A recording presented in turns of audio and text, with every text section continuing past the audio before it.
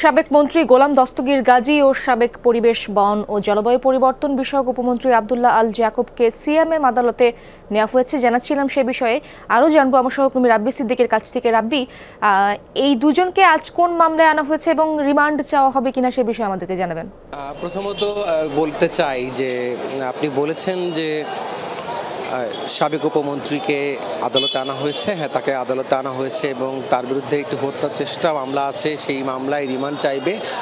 শুনানি শুরু হতে হতে ৩টা নাগাদ শুরু হবে। এছাড়া একটু বলে রাখি যে আজকে এই চিফ জুডিশিয়াল ম্যাজিস্ট্রেট কোর্টে কিন্তু আরও একজনকে আনা হবে।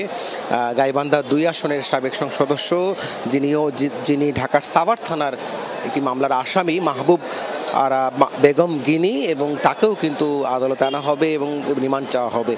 এছাড়া সাবেক মন্ত্রী গোলাম দস্তগীর গাজী এবং সেই সাথে আরও বেশ কয়েকজন মন্ত্রী, এমপি, এবং বিকেল নাগাদ কিন্তু আপনি বললেন যে স্বরাষ্ট্র মন্ত্রণালয়ের একদম কিছুদিন আগেও তিনি সচিব ছিলেন, তাকে তারপরে চাকরি থেকে বরখাস্ত করা হয়, সেই জাহাঙ্গীর আলম, এবং তাকে গ্রেফতারের যে খবরটি, তাকেও কিন্তু CMM court chief metropolitan magistrate কোর্টে আনা হবে। এবং তার বিরুদ্ধে কিন্তু বিস্তর অভিযোগ।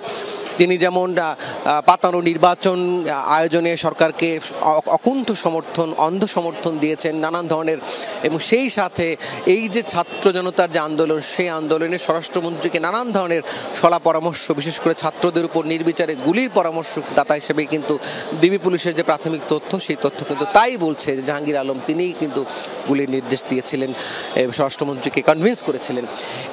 সেই কারণেই রিমান্ড শুনানিগুলো হবে। এখন পর্যন্ত আসামিরা বেশ কয়েকজন আসামিকে আদালতে নেওয়া হয়েছে এবং রিমান্ড শুনানির অপেক্ষায় আছি। আমরা বিস্তারিত পরে জানাতে পারবো। ইসরাত। রাব্বি, ধন্যবাদ আপনাকে।